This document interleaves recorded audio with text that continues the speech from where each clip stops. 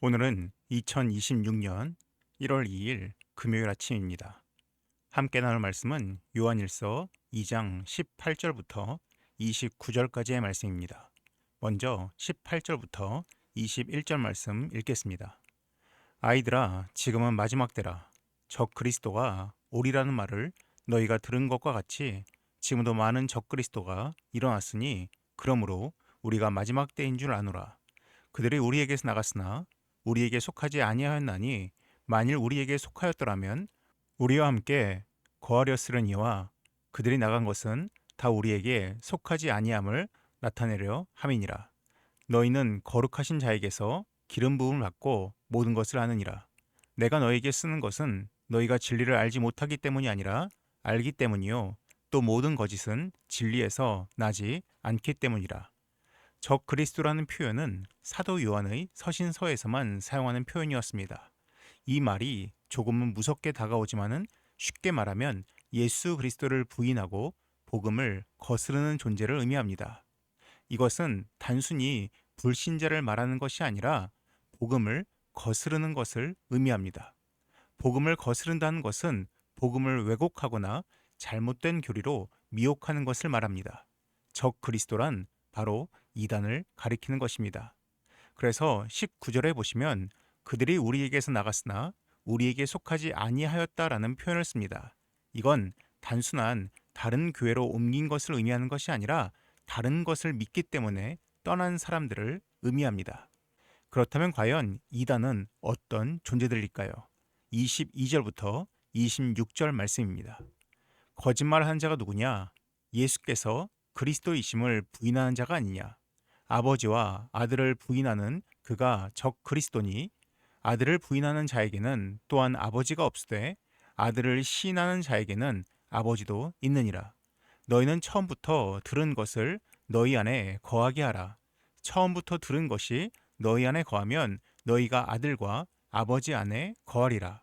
그가 우리에게 약속하신 것은 이것이니 곧 영원한 생명이니라. 너희를 미혹하는 자들에 관하여 내가 이것을 너희에게 썼노라. 여러분, 이단인지를 구분하는 가장 큰 기준이 바로 22절에 언급되고 있습니다. 이 말씀은 꼭 기억하셨으면 좋겠습니다. 예수께서 그리스도이심을 부인하는 자가 이단입니다. 얼핏 예수가 그리스도 아닌가라고 생각하시겠지만은 그 당시 이단들은 아니라고 여겼습니다. 이단들은 예수가 그냥 인간 중 한 명이라고 여겼습니다. 그런데 예수라는 인물이 세례 요한에게 세례를 받으면서 성령이 비둘기같이 임한 순간에 하나님의 선택을 받아 그리스도가 되었다라고 여겼습니다. 그들의 주장에 따르면 하나님께서 인간의 육체를 입고 이 땅에 오신 것이 아니라 그냥 인간 예수가 하나님의 선택을 받아 그리스도로 여김 받았다고 주장했습니다. 그런데 이러한 이단 사상은 AD 1세기부터 지금까지 이어지고 있습니다. 통일교의 사이비 교주였던 문선명은 16살에 예수가 이루지 못한 구원을 위해서 자신이 메시아로 선택받았고 스스로를 구세주라고 주장했습니다. JMS의 정명석이나 신천지의 이만희도 다 스스로가 재림 예수 메시아라고 주장을 합니다. 기독교 역사가들에 따르면 우리나라에서 1917년 이후로 스스로가 예수다, 메시아다, 혹은 신이다라고 주장하는 사람들이 약 200명에 달한다고 합니다. 상당수의 사람들의 그 논리의 뿌리가 바로 22절에 나오는 그 당시 이단들의 교리에 기반을 두고 있는 것입니다. 예수님이 본래 하나님이시고 또한 성령으로 잉태되어 이 땅에 나오셨음을 인정한다면 제2, 제3의 예수가 나올 수가 없습니다. 그런데 예수를 인간으로 규정하기 때문에 인간인 자신도 그리스도가 될 수 있다라고 주장합니다. 이들을 사도 요한은 거짓말하는 자들이며 적그리스도이며 동시에 미혹하는 자들이라고 부르고 있습니다. 27절에서 29절입니다.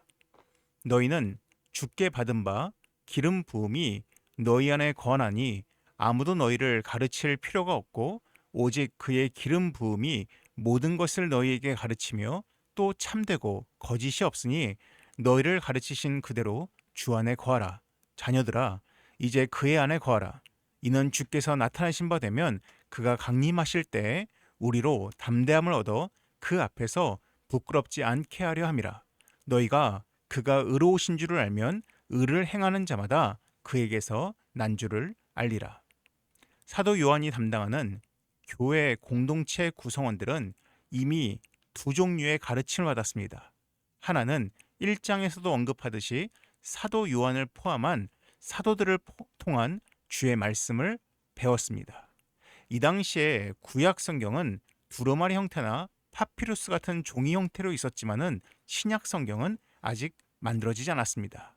그래서 대부분 사도들을 통해서 구두로 예수님의 말씀이 전달되거나 혹은 사도들이 교회를 향해서 쓰는 편지를 주변 교회들이 회람하는 형태로 주의 말씀이 전해졌습니다. 두 번째로는 성령님을 통해서 하나님에 대해서 가르침 받았습니다. 사도 요한은 주의 말씀과 성령의 인도하심 외에는 다른 것들에 미혹되지 말라라고 주의를 주고 있습니다.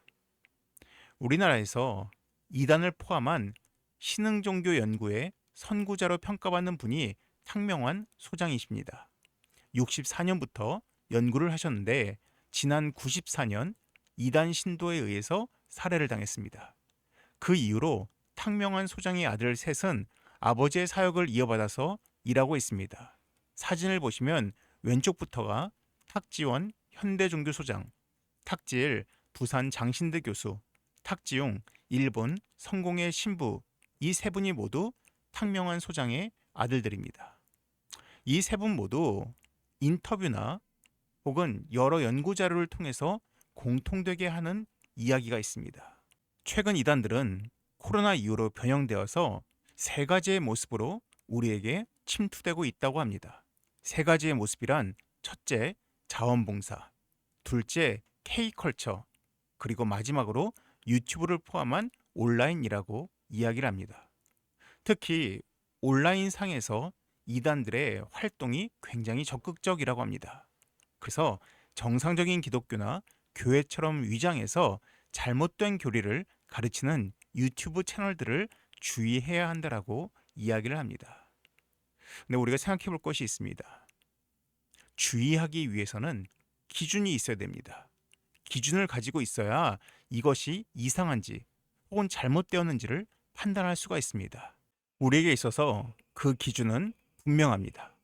첫째는 하나님께서 성령님을 통해서 우리에게 전해주신 하나님의 말씀, 바로 성경이고, 두 번째로는 우리가 순간순간 우리에게 말씀하시고 가르치시는 성령님의 인도하심일 것입니다. 이 두 가지는 서로 상충될 수가 없습니다.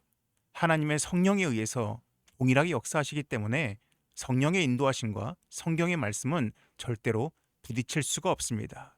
그러므로 우리가 올바른 기준을 갖기 위해서는 무엇보다 말씀을 알아야 합니다. 올 한 해 여러분들의 영적인 성숙에 있어서 무엇보다 말씀에 기반을 두어서 성숙할 수 있는 한 해가 되면 좋겠습니다. 기도하겠습니다. 사랑이 많으신 하나님 아버지, 2026년도 한 해 동안 우리 성도를 포함한 모든 그리스도인들이 다른 무엇보다 하나님의 말씀에 기반을 두어서 그 안에 온전히 뿌리내리고 온전히 그 안에서 성장해 나갈 수 있는 우리가 되게 하여 주시옵소서. 이 모든 말씀 예수님의 이름으로 기도드립니다. 아멘. 그럼 이어서 우리 한 가지 기도 제목으로는 올 한 해 동안에 우리가 하나님 안에서 말씀 안에서 올바로 성장하고 성숙하게 해달라고 함께 기도하면 좋겠습니다.